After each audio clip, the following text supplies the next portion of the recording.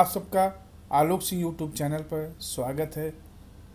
आज हम बताएंगे कि विद्युत आवेश का वह क्षेत्र जहाँ कोई अन्य आवेश आकर्षण या प्रतिकर्षण बल को फील करता है तो उसे हम विद्युत क्षेत्र कहते हैं। या हम कह सकते हैं यानी ऐसी जगह जहाँ विद्युत या उसका आवेश बल को हम महसूस करते हैं तो उस पूरी जगह को हम विद्युत क्षेत्र कहते हैं। या हम कह सकते हैं कि विद्युत क्षेत्र में किसी बिंदु पर रखे एकांक धन आवेश पर जितना बल लगता है उसे उस बिंदु की विद्युत क्षेत्र की तीव्रता कहते हैं। विद्युत क्षेत्र की तीव्रता को हम ई से प्रदर्शित करते हैं। अब आता है कूलाम नियम। इसे चार्ल्स ऑस्टिन कूलाम ने परिभाषित किया कि दो बिंदु आवेशों के बीच लगने वाला बल दोनों आवेश के गुणनफल के समानुपाती यानी डायरेक्टली प्रोपोर्शनल होता है और उन दोनों का आवेशों के बीच की दूरी के वर्ग के व्युत्क्रम अनुपाती होता है। अब यह बल जो है आकर्षित या प्रतिकर्षी हो सकता है। कूलाम ने एक प्रैक्टिकल या प्रायोगिक नियम उन्होंने बताया कि और लगने वाले वो बल जो होता है केंद्रीय और स्वेच्छी बल होता है। बल न्यूटन के जो थर्ड लॉ होता है उसका भी पालन करता है। 1785 में वैज्ञानिक कूलाम के आधार पर दो आवेशों के बीच कार्य करने वाले आकर्षण व प्रतिकर्षण के संबंध में एक नियम दिया जिसे कूलाम का नियम कहा गया। इसके अनुसार दो स्थिर बिंदु आवेश के बीच लगने वाले आकर्षण अथवा प्रतिकर्षण पर का बल जो है दोनों आवेशों के मात्राओं के गुणनफल के अनुक्रमानुपाती तथा उनके बीच के दूरी के वर्ग के व्युत्क्रमानुपाती होता है। यह बल दोनों आवेश को मिलाने वाली रेखा के अनुदिश होता है।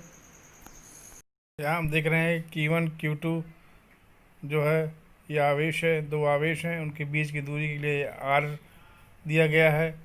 इसमें K एक नियतांक है और जिसका मान होता है 9 × 10⁻⁹ होता है। तो आप देख रहे हैं समीकरण में यदि Q1 Q2 1 कर दें R 1 कर दें तो P बराबर आपका K हो जाएगा जो नियतांक है 9 × 10⁻⁹ न्यूटन होगा। अब हम आते हैं कि यदि क्या क्या सीमाएं हैं। तो कूलाम की जो सीमाएं हैं या कूलाम का नियम जो होता है वो पॉइंट चार्ज के लिए होता है। स्टैटिक इलेक्ट्रिसिटी में स्थिर आवेशों के लिए कूलाम का नियम है। कूलाम का नियम के लिए आवेश के बीच 10 से 15 मीटर से ज़्यादा नहीं होनी चाहिए। अब बात करते हैं आवेश का स्थानांतरण अर्थात विद्युत धारा। जब किसी चालक में होकर आवेश प्रवाहित हो तो विद्युत धारा उत्पन्न होती है। अतः किसी चालक में आवेश प्रवाह की दर को विद्युत धारा कहते हैं। या विद्युत धारा की माप जो है चालक में प्रति सेकंड प्रदर्शित आवेश की मात्रा से की जाती है। विद्युत धारा बराबर होता है आवेश बटे समय या कूलाम और सेकंड में या एम्पियर में कहते हैं। तो आवेश जो है वो प्रवाह की दर को हम या विद्युत धारा कहलाता है। इसका मात्रक एम्पियर होता है। यदि विद्युत आवेश की प्रवाह की दर 1 कूलाम प्रति सेकंड हो तो धारा का मान एम्पियर होगा, ये हम कह सकते हैं। अब हम आवेश के सुचालक व कुचालक के बारे में जानते हैं क्या होता है। इसके लिए हम टार्च को एक बल्ब को हम एक विद्युत सिर से जोड़ते हैं जिसमें एक की होती है, की के बटन A और B। जब A B को हम पॉइंट को जोड़ते हैं आपस में तो विद्युत बल्ब जलता है, प्रकाश उत्पन्न करता है। और जैसे ही A और B के बीच हम कोई प्लास्टिक की चीज़ें रख देते हैं तो बल्ब प्रकाश नहीं करता। तो हम देखते हैं प्लास्टिक आदि जो है ये अवरोध उत्पन्न करता है और विद्युत प्रकाश उत्पन्न नहीं होता। तो हम कह सकते हैं कि यहाँ पर कुछ विद्युत के चालक जो होते हैं उनके उदाहरण जैसे तांबा हुआ, चांदी हुआ, ग्रेफाइट हुआ, और कुछ कुचालक जैसे रबड़, कांच, प्लास्टिक, पेंसिल आदि के उदाहरण इसके होते हैं, इस चार्ट में दिया गया है। इसमें सबसे अच्छा कापर जो होता है वो अच्छा सुचालक होता है लाइट व विद्युत धारा उत्पन्न करने के लिए। इसीलिए हम तार में हम जो है कापर का यूज़ ज़्यादा करते हैं। अब आते हैं विद्युत क्षेत्र में किसी बिंदु पर रखे एकांक धन आवेश पर जितना बल लगता है उसे उस बिंदु की विद्युत क्षेत्र की तीव्रता कहते हैं। विद्युत क्षेत्र की तीव्रता को हम कैपिटल ई से प्रदर्शित करते हैं। तो ये हमारा विद्युत क्षेत्र के में उत्पन्न या विद्युत क्षेत्र की तीव्रता की परिभाषा है। अब हम यदि विद्युत क्षेत्र की तीव्रता का मान ज्ञात करते समय जिस एकांक धन आवेश को हम उपयोग में करते हैं या उसको लेते हैं तो उसका मान बहुत छोटा होना चाहिए, जो विद्युत क्षेत्र की तीव्रता को प्रभावित न कर सके, तभी विद्युत क्षेत्र का हम मान ज्ञात कर सकते हैं।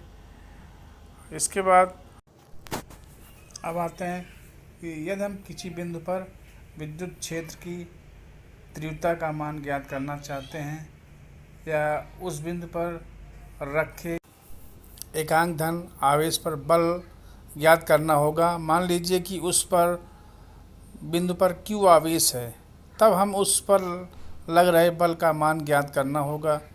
वही उस बिंदु की विद्युत क्षेत्र की तीव्रता होती है। अब आते हैं कि विद्युत क्षेत्र या विद्युत क्षेत्र की तीव्रता क्या होती है। तो विद्युत आवेश के चारों ओर का वह क्षेत्र जिसमें कोई दूसरा आकर्षण या दूसरा आवेश जो होता है वो आकर्षण या तथा प्रतिकर्षण का अनुभव करता है, वो विद्युत क्षेत्र कहलाता है। विद्युत क्षेत्र के किसी बिंदु पर विद्युत क्षेत्र की तीव्रता ज्ञात करने के लिए उस बिंदु पर एक बहुत छोटा Q0 जो होता है रखते हैं, जिसे हम धन परीक्षण आवेश भी कहते हैं। परीक्षण आवेश पर लगने वाला बल F और परीक्षण आवेश Q0 के अनुपात को उस बिंदु या विद्युत क्षेत्र की तीव्रता कहते हैं। इसे F से प्रदर्शित करते हैं। E बराबर F/Q0 न्यूटन प्रति कूलाम, यानी विद्युत क्षेत्र की दिशा जो परीक्षण आवेश होता है लगने वाली बल की दिशा होती है। अब आता है विद्युत विभवांतर तथा विद्युत विभव। किसी बिंदु पर आवेश के कार्य और एक विद्युत क्षेत्र बन जाता है और इस क्षेत्र में परीक्षण आवेश रखने पर उस पर एक बल लगने लगता है। इस परीक्षण आवेश को क्षेत्र के एक बिंदु से दूसरे बिंदु तक ले जाने में जितना कार्य करना पड़ता है उसे उस बिंदुओं के बीच विद्युत विभवांतर कहते हैं। इसे F से प्रदर्शित करते हैं, जैसा सूत्र में दर्शाया गया है कि यहाँ पर देख रहे हैं 2 पॉइंट A से B तक ले जाने में जो कार्य होता है, यानी VA माइनस VB W/Q0।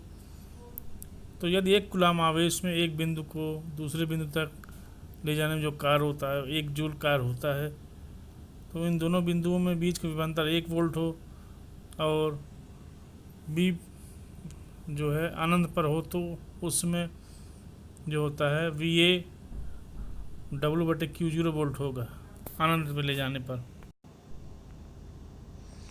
यानी हम क्या कह सकते हैं, किन्हीं 2 बिंदुओं के बीच विभव का जो अंतर होता है वो कहलाता है विभवांतर। तो विभवांतर का मान उस कार्य के बराबर होता है जो एकांक धन आवेश को एक बिंदु से दूसरे बिंदु तक ले जाने में किया जाता है, यानी W बराबर VA माइनस VB। तो ये गणना हुआ विद्युत विभवांतर की। अब आते हैं कि तो विद्युत क्षेत्र से धन आवेश सदैव उच्च विभव से निम्न विभव तथा ऋण आवेश जो है वो निम्न विभव से उच्च विभव की ओर प्रवाहित होता है। तो ये हुआ हमारा विभवांतर कि क्या होता है, कैसे गणना करते हैं। किसी एक पॉइंट से ए से लेकर बी पॉइंट तक किया गया कार्य हमारा जो है विभवांतर कहलाता है। अब आते हैं अगले पॉइंट पर कि विद्युत क्षेत्र की तीव्रता क्या होती है। अब हम अगले वीडियो में अगले टॉपिक पर बात करेंगे। यदि हमारा वीडियो आपको पसंद आया हो तो लाइक सब्सक्राइब करिए और अन्य ग्रुप पर शेयर करिए।